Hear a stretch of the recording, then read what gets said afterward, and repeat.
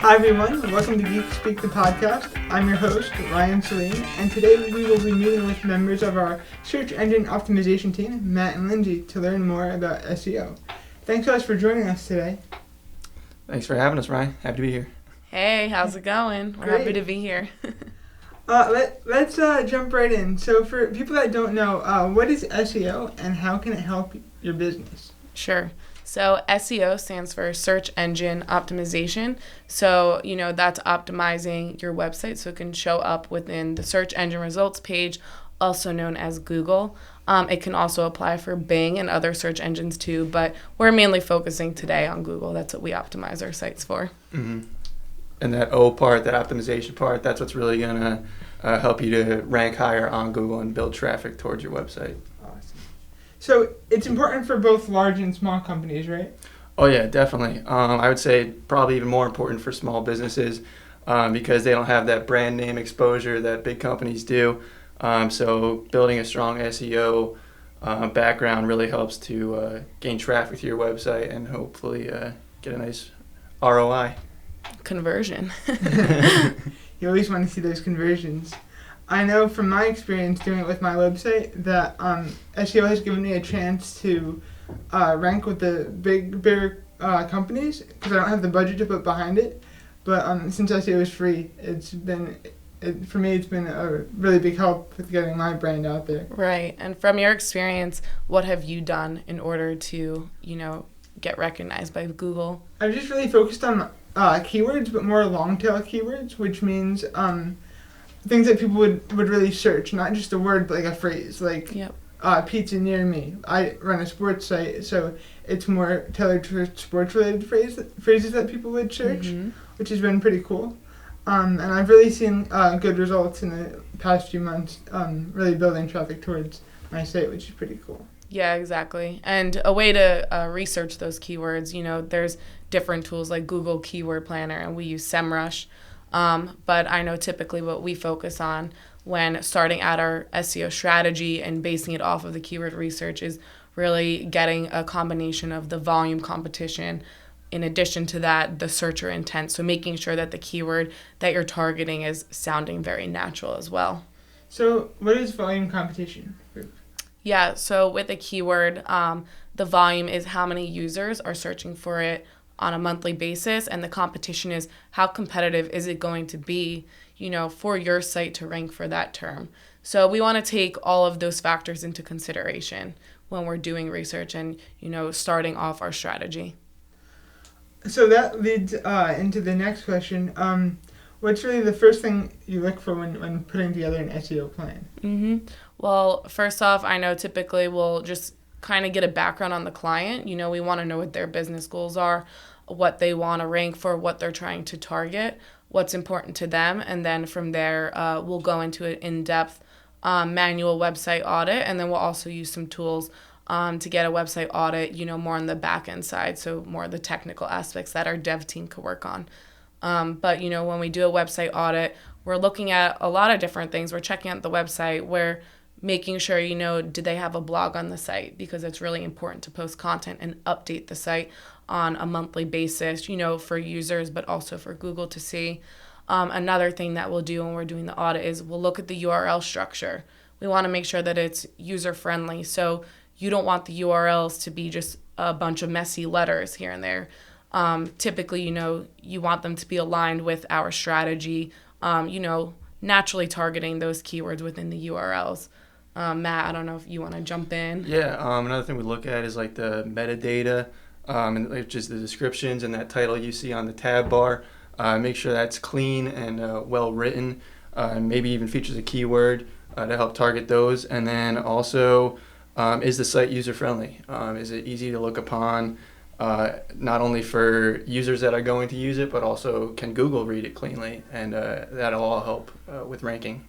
So let's say you're like a flower shop. It's still important to have a blog because even though it has nothing to do with your business, it will help Google rank you higher, right? Oh yeah, definitely. The more content you can have that's relevant and features keywords, it's always going to help with ranking in a search engine. Yeah, but something to keep in mind is, you definitely want to write for users. That's the number one priority, but it's just important for Google to see that you are taking care of your website and updating it. But a blog applies to any business. So even if it's a flower shop, maybe you're talking about different seasons and what flowers are popular, budding in each season. Or you can be adding events that are going on within your business if you're hosting something. So a blog is good for all of those types of things. And if you write a blog article really nicely, you could eventually obtain that featured snippet position, which I'm sure we can go more into detail later on. And that's just like the top spot, right? The featured snippet position, yes, that is the top spot on Google organically. It's above the paid search ads, which are recently really beating out all the organic spots. So it's kind of taking up all of the real estate on Google. But a featured snippet position is also known as position 0 or an answer box. And it is that number one spot that is outlined with a box. And typically if a user types into Google a question, it is answering the question exactly. So it's bringing more users to the site and maybe more conversions. When I was in school, that answer box saved my life. I would type it in and finally get the right answer. Like, yes, don't have to go searching. Exactly. So what are some misconceptions people have about SEO? I would say the most common misconception for SEO would be people expecting results to happen immediately. Like you post a blog and people want to see results for that and traffic for that immediately. And that's just not how SEO works. You have to, it's a very long-term process towards gaining clicks and for Google to recognize everything that's going on your website and everything that you're building towards. It's a process. Jumping off of Matt is it just takes a long time to gain authority, to be well respected and trusted in the eyes of Google. So yeah, a lot of clients, they think that they could rank number one in one night. Another thing is they think that their keywords will remain in that position all the time, but Google's algorithm changes all the time. So it's important not to just focus on keywords, but maybe the additional terms that you're ranking for. Yeah, there's a lot of different misconceptions. Another one is, some people think it's easy. Maybe it's an easy concept to understand at a high level view, but actually doing it, there's a lot that goes into it. You need a full dev team to do the technical side, keeping the website healthy.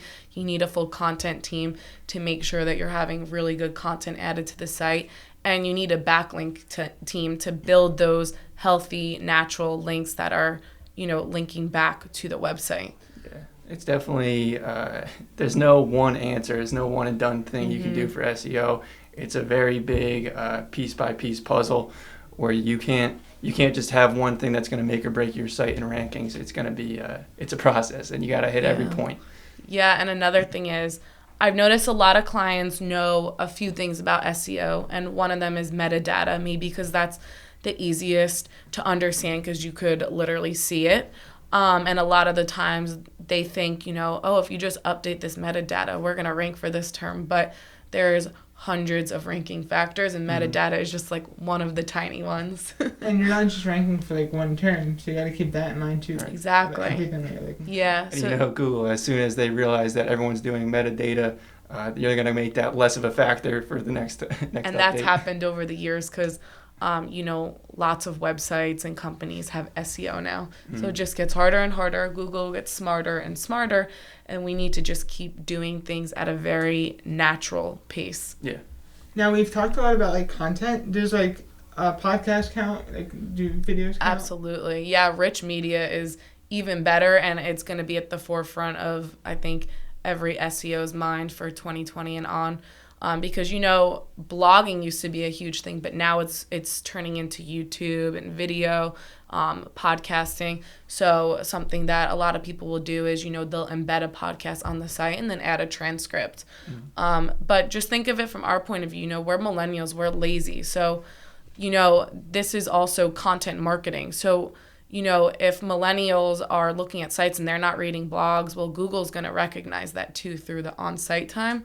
They're going to see that it dropped, and, that could hurt the site's ranking. So, when you do this, you're going to want to target towards your audience. So if it's a millennial audience, you're going to want to give them videos and podcasts so they're staying really engaged with it.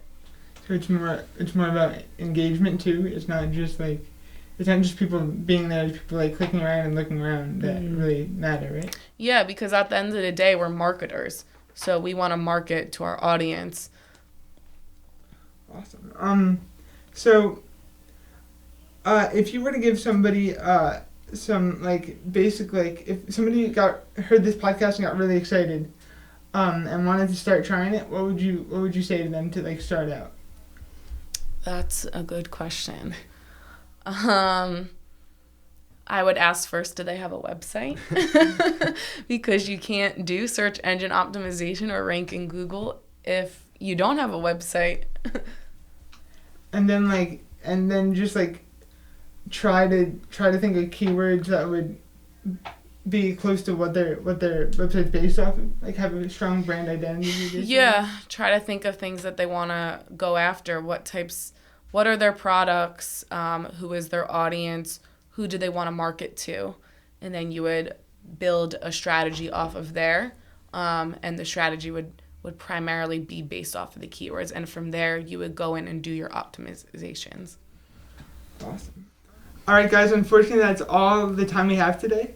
Thank you so much, Matt and Lyndsay. We'll see you next time on Geek Speak. We'll see ya. Thanks, Matt.